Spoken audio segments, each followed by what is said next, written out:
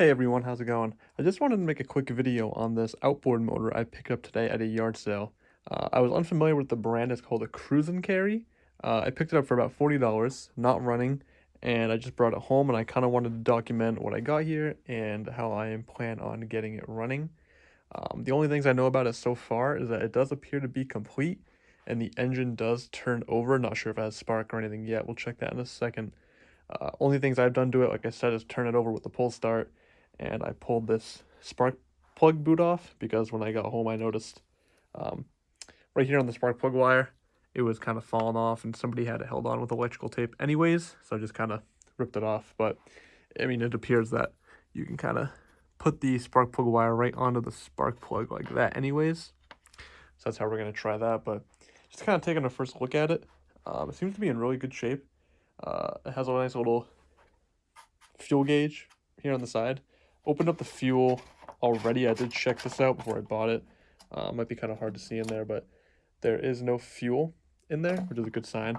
It looks like they drained it out before they put it away, which is a nice thing. Not have to clean up any gunk. Guy I bought it from said it's been sitting for about 20 years, so it is a little dusty to be expected, but underneath all the dust, it looks to be in really good shape. So I'm kind of excited to, get it working and clean it up and see what we got. But I didn't, like I said before, I didn't know anything about it when I saw it.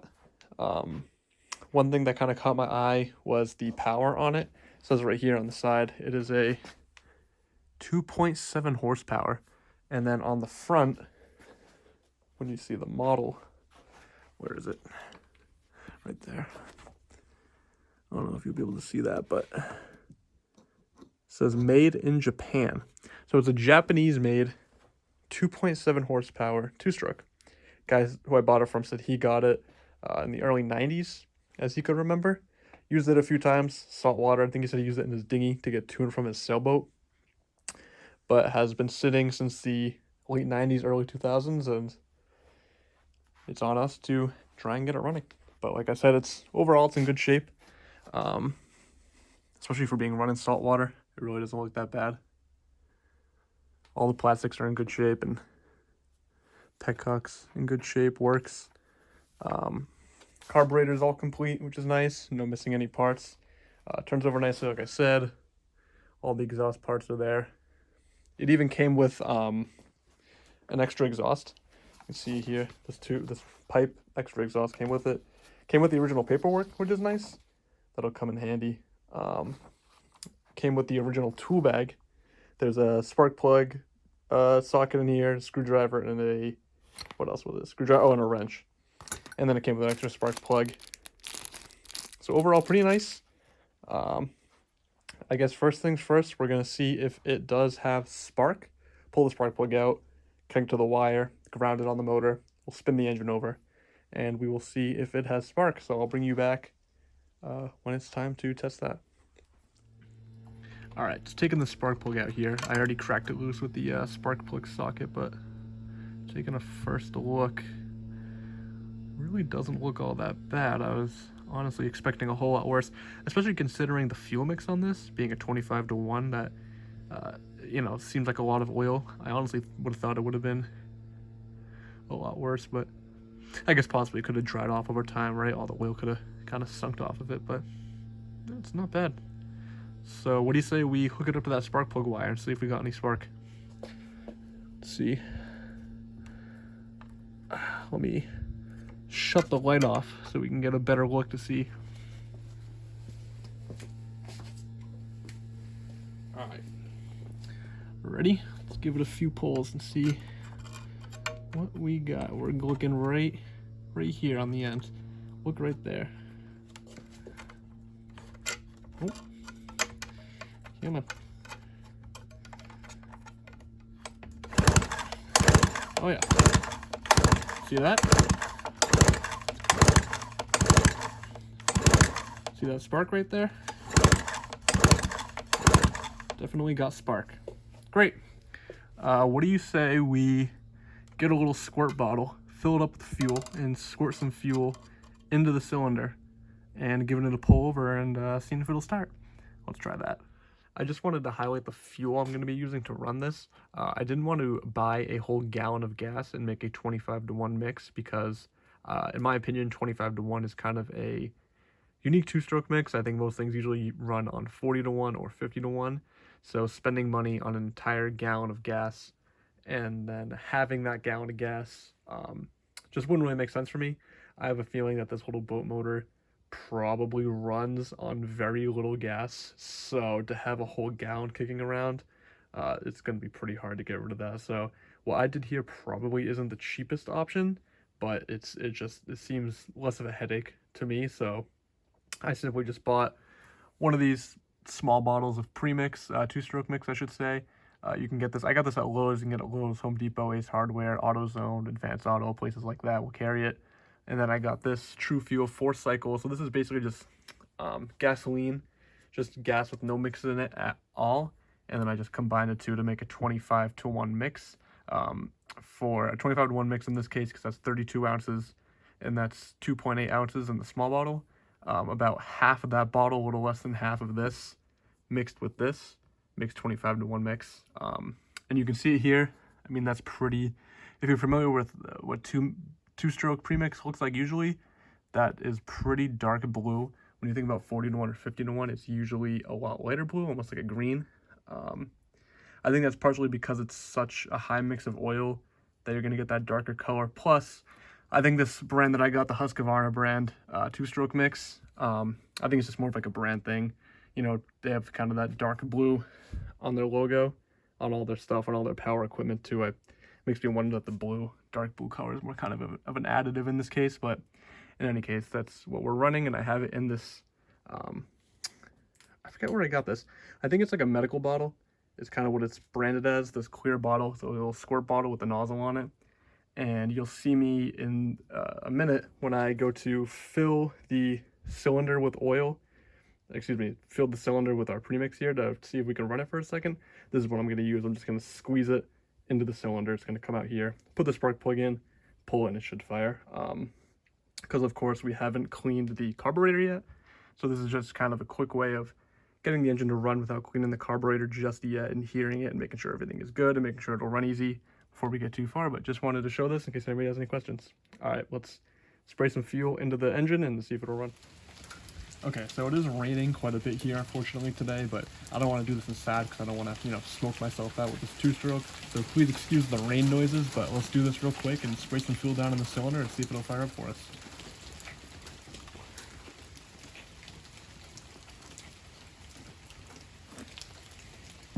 Okay. Put the plug back in. Give it a couple tugs. See what we get.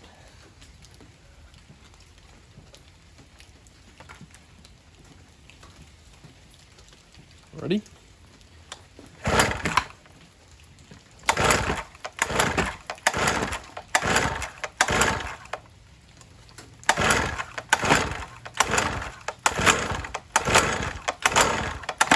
Woo!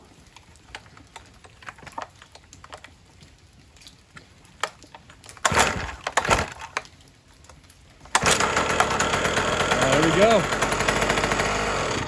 Ah. Nice. See that smoke? We got it. Oh yeah. All right. She's a runner. Nice. Let's what do you think we should do now? Should we get inside? Yeah, let's get it inside. Pull this carburetor off and go from there. Once we get this carburetor off, we can get it cleaned up and filled up with fuel and let her really idle. But first things first, that guy's got to come off. So let's get back inside where it's dry and keep working. All right, now that we're back inside, let's start taking apart this carburetor and see what's going on inside here. Like I said, judging by the gas tank, it did look fairly dry, and there wasn't even much, kind of debris in there at all. Little bits, but not much. So I kind of hope that would remain the same with the inside of this carburetor. But first things first, let's get this. I'm assuming this is the air cleaner. There are the choke directions right there on it. And let's see what kind of gunk is in here. Oh wow. Hold on, let me get this cover off. out of the way. Can you see that? Look at all that. That looks actually extremely clean. Here's your choke operation right there. That's choke on, choke off. Oh, then you can see, oh, you guys can't really see that, hold on. And then you can see inside there, there's your throttle that opens and closes nicely.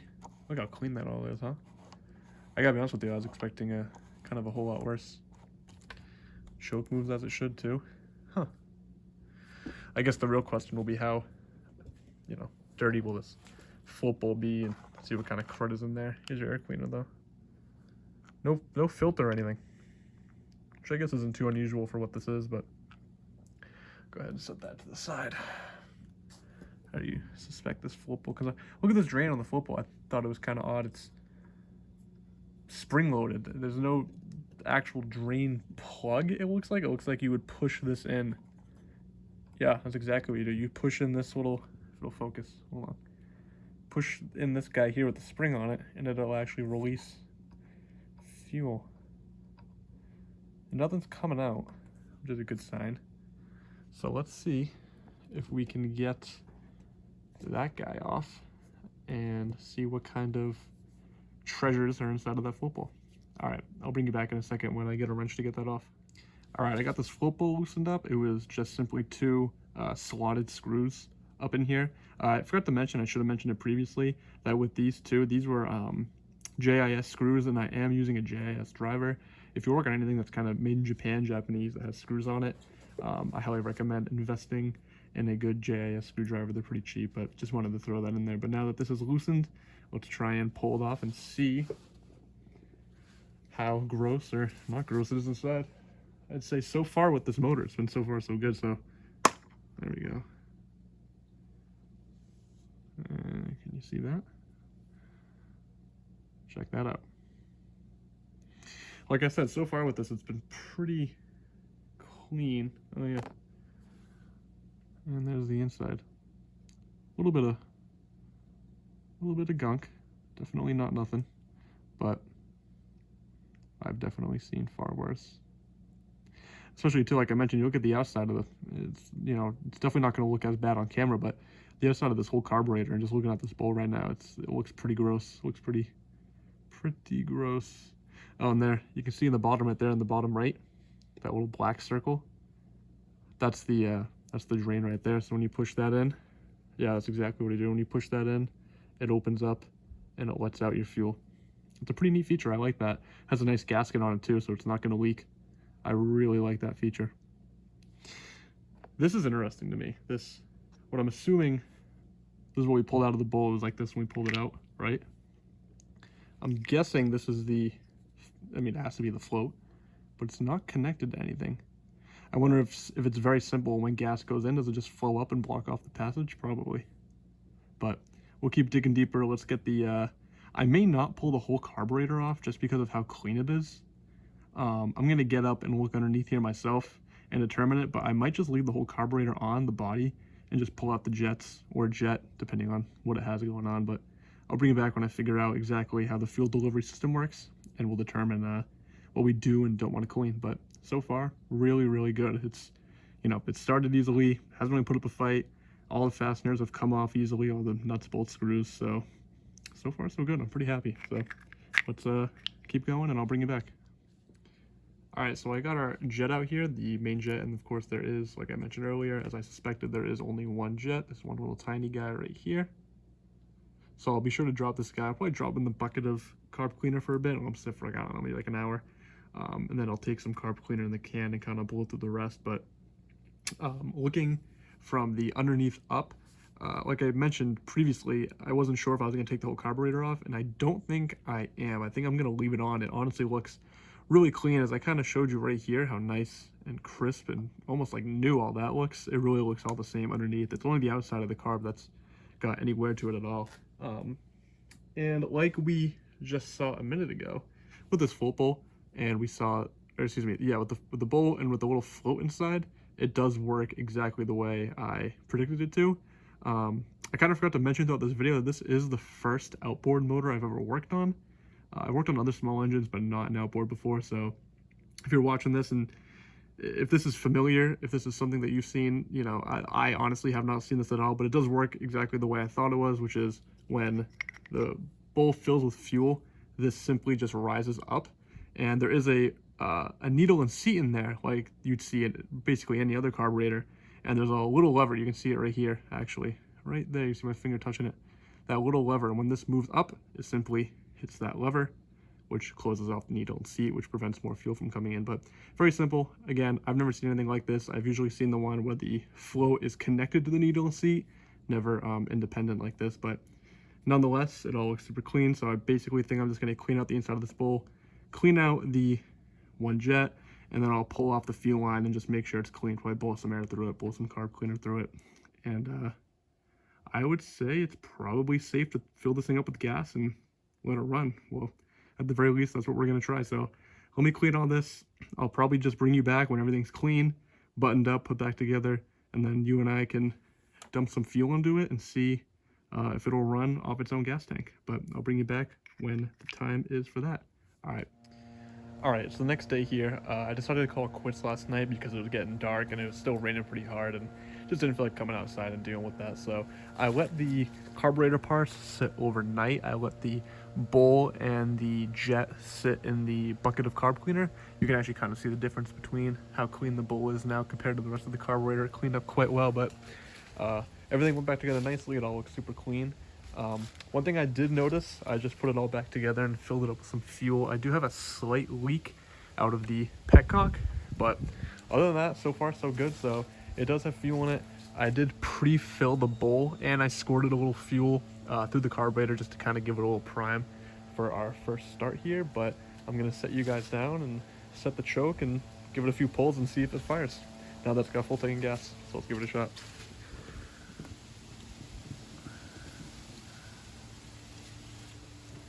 Okay. See what we get.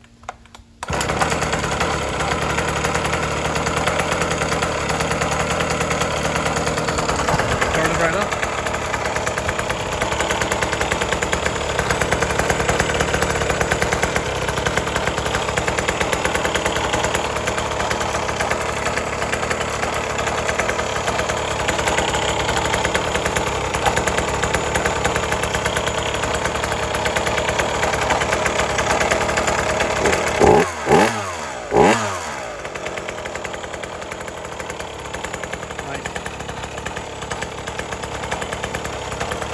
Try the propeller.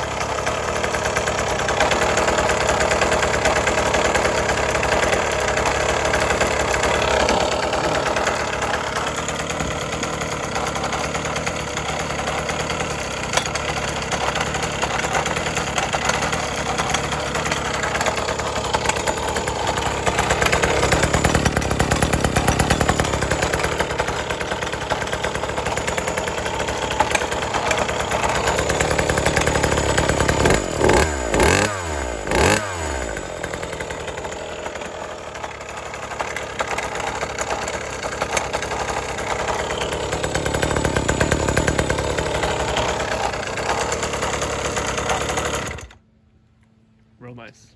Propeller worked perfectly. I don't know if you can tell from the video, but when I gave it gas, it spun up just as it should. So just a simple carb clean and some fresh gas, and it fired right up and ran perfect. Awesome. Wrapping it up here on the cruise and carry, we can kind of go over what we did to get it successfully running. We started by checking to make sure the engine turned over properly, which it did. From there, we were able to spin the engine with the spark plug out and check for spark. Luckily, this motor did have spark. If it didn't have spark, we would then have to kind of dig into the magneto, clean the points or point, and get that ignition system set up. But we definitely got lucky and I had spark right off the bat. Didn't even need to change the spark plug, although I do have an extra spark plug for it I might throw in. What else did we do? We then cleaned the carburetor, just a very simple, cleaned the bowl out, cleaned the main jet out. Again, got pretty lucky. It all seemed to be pretty clean and pretty good condition. As I kind of mentioned previously, the guy who I bought this from didn't really use it much. He had it since the early 90s, but in that kind of 5 to 10 year span of time, he only used it a couple times per season. So it's fair to assume, as he told me, that it could have possibly been used 20 times in the kind of period of time that he owned it. So definitely got lucky on that. As I mentioned in the last clip when I brought it outside to fully let it run on its own tank of gas, the petcock was leaking. That kind of fixed itself. It's not leaking anymore. I figure that as the gas oil mix has flown through the petcock and the little stem on the gas tank, that maybe the oil from the fuel mix kind of helped any seals that were in there kind of lubricate them and get them all filled up with oil, and they kind of swell up and block all the passages because it's not leaking anymore. I was able to clean out the fuel line. That all looked good. Again, everything was pretty clean. The previous owner definitely took good care of this. Definitely a neat little motor. I did a ton of research on it last night when I had some free time, and it appears that people who own these definitely like them. They're not the most popular outboard out there, needless to say, but given the name cruise and carry, it's really convenient to kind of use it and then just be able to pick it off what you're using, say a canoe, a john boat. The guy who I bought this from said he had it on his dinghy, something like that, small. 2.7 horsepower, definitely be enough to power it. This motor is surprisingly light. If I had to guess, it's probably around 20 pounds. I mean, it weighs nothing, which for something like a canoe, again, it would just be perfect, especially given this power, 2.7 horsepower. If you had like an aluminum canoe, that would be a really nice thing to throw on it, and you could probably, get some decent speed out of it. The propeller worked, as you saw in the last clip when we got it running, that I engaged the propeller with this guy right here. You pull this out, that engages the propeller. As I mentioned more towards the beginning of the video, that this is a air-cooled engine.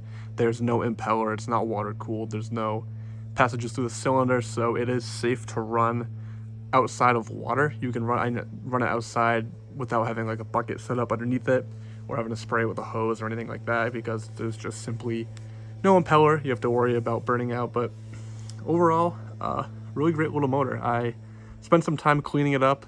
I sprayed the whole thing down with some oven cleaner and let it all foam up and sit, and then I just kind of wiped it all off. And it looks really nice, cleaned up nice, runs nice. Didn't really have to tune anything on the carburetor. Everything really works as it should. Assuming that petcock stays working, which I honestly think it will, there's only one thing I have to fix, and it's the spark plug boot. But I have a bunch of replacement leftover spark plug boots from other motorcycle projects I've done in the past, so I'll just take one of those and slap it onto here, and it should be good to go. So definitely a great little motor.